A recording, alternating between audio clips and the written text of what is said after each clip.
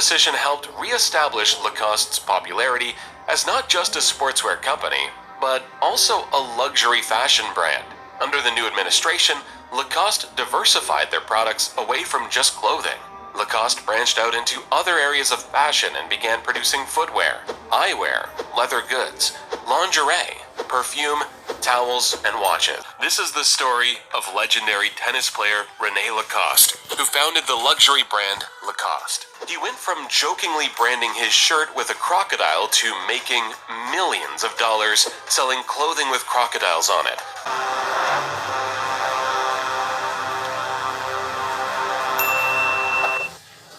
Rene Lacoste was born on the 2nd of July, 1904, in Paris, France. His parents, Jean-Marie Magdalene Leroux and Jean-Jules Lacoste, were upperclassmen in society, so Rene could do whatever he wanted. However, he took an interest in tennis when he was 15 years old. Rene enjoyed playing tennis so much that he wanted to make a career out of it. His father, Jean-Jules Lacoste, was not intrigued with the possibility of a tennis career for his son, because Rene was not as skilled as the top tennis players. After seeing his son's passion for tennis, Jean-Jules Lacoste eventually gave Rene his blessing on the condition that he become a world champion in 5 years. This was an enormous challenge, but Rene wanted to prove himself to his father, so he began intense training for 3 years. In 1922, Rene entered his first tennis competition, which was the Wimbledon Championship Grand Slam tournament, but unfortunately, he lost in the first round. He was disturbed about these results because of the pressure from his father to succeed. The next year, he entered his first competition in the United States. Things were a little better this time as he made it to the 4th round, but was narrowly defeated by Cecil Campbell. Despite that, he continued his training diligently, slowly surprising his limits, and by 1923, he was selected to play in France for the Davis Cup team. Rene played alongside Jean Barotra, Jacques Brognon, and Henri Cochet. Together, the men were so formidable that tennis fans nicknamed them the Four Musketeers. Rene reached his first major final in 1925 at Wimbledon, but lost to a fellow musketeer, Jean Barotra. His defeat made him train even harder, not forgetting his promise to his father. Later that year, Rene won the French championship title, and by the next Wimbledon tournament, he had a rematch with Jean Barotra at the finals. This time, he emerged as a champion. Rene was finally worthy to play tennis in the eyes of his father, but he lost his French championship title the following year to Henri Cochet. After his defeat, Rene did not compete in Wimbledon that year. He spent his time training and getting better at tennis. In September 1926, he competed in the U.S. National Championship, and his last match was once again against Jean Barotra. He won the championship match against Jean and was ranked #1 tennis player for 1926 by the Daily Telegraph. Rene is also attributed with inventing the tennis ball machine, and he has had more phenomenal conquests in his tennis career. But how did any of these lead to the creation of the Lacoste brand? Through his dedication to the sport, Rene developed a unique style of playing tennis that did not go unnoticed. He often played around the back of the court and slithered around the court while playing. In 1926, the French Davis Cup team reached the World Group Final, and they lost to the US team. However, something phenomenal happened in the last tournament that intrigued American journalists. The American team had Bill Tilden as their best player. He was well known for having an undefeated winning streak in tennis championships. Bill Tilden's opponent for the World Cup final was Rene, and every tennis enthusiast in the world was on the edge of their seat. To the surprise of everyone, Rene pulled off an upset to triumph over Bill by winning the 4-set game against him. The American journalists present at the game noticed Rene's phenomenal style of playing and nicknamed him the Crocodile. Although the team lost the finals, this one win boosted their chances of winning the cup the following year. Then, Rene defeated Bill again in the next World Group Final in one of his 3 matches against him. The Crocodile nickname made its way to France, and Rene loved it, admitting that the name highlighted his tenacity on the tennis courts and dedication to never giving up on his prey.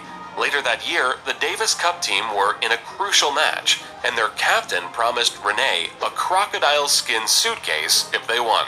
Rene took him on that promise and went ahead to win the match. After winning the match, Robert George designed a signature crocodile and embroidered it on Rene's blazer. He wore the blazer to the court during his next game, and his confidence drew the eyes of tennis fans. Although Rene had been wearing the crocodile branded blazer to every game, it wasn't until 5 years later that the Lacoste brand finally launched.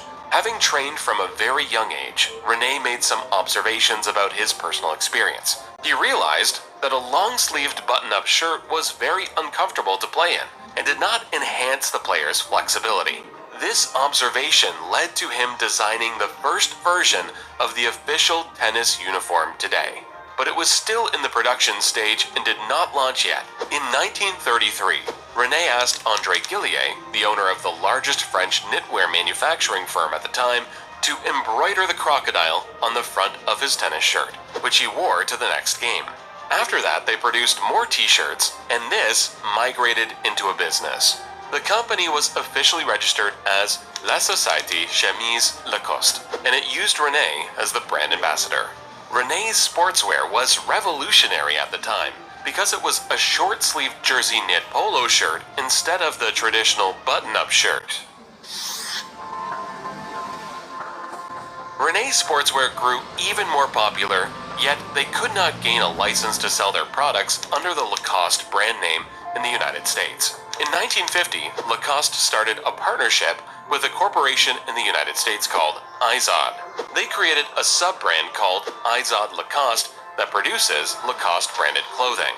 Lacoste started by producing only white-collared branded sportswear, but from 1950, after their partnership with Izod, they started producing shirts of other colors.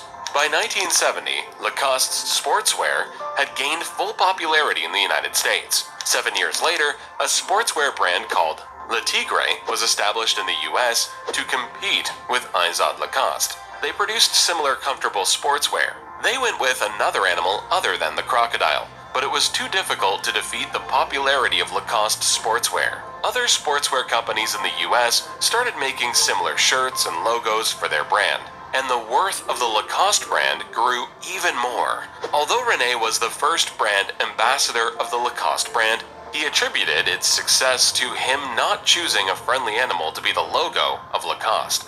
Even after his retirement from tennis in 1932, Rene continued to design innovative sports goods. In the 1960s, he designed an unprecedented steel racket in the 1960s, which was used by Jimmy Connors and other top players. His expanded Lacoste sporting territory from just sportswear to sport goods. In 1964, Rene's son Bernard Lacoste took over the company.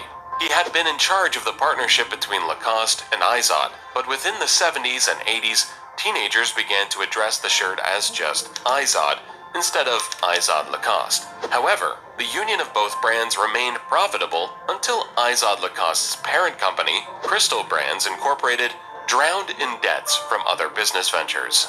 The company tried to separate Izod and Lacoste to repay the debts, but eventually, Crystal had to sell their half of Lacoste back to the original French company, while Izod was sold to another company.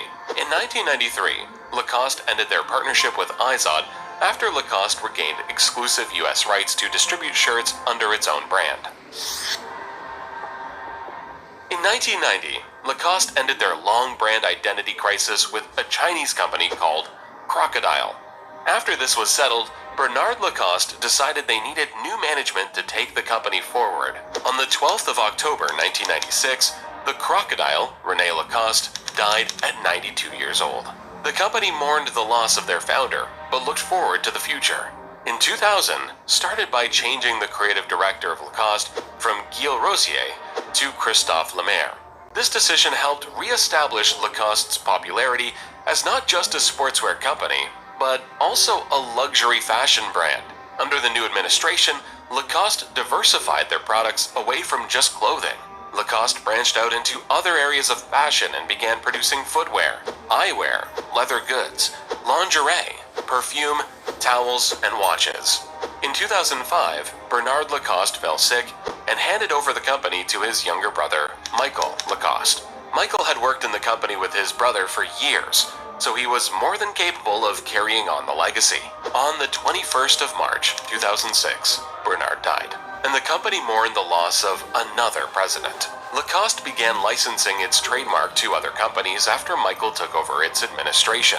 However, that decision changed in a few years. Although Lacoste polo shirts are manufactured under license in Thailand and China, Devonlay now owns an exclusive license to Lacoste clothes worldwide. The company gained greater heights and continued to expand their territory. In 2007, Lacoste introduced an e-commerce site for the US market, and by 2010, Lacoste began using celebrities as brand ambassadors. The most recent of which is tennis player Novak Djokovic. He was named the new Crocodile.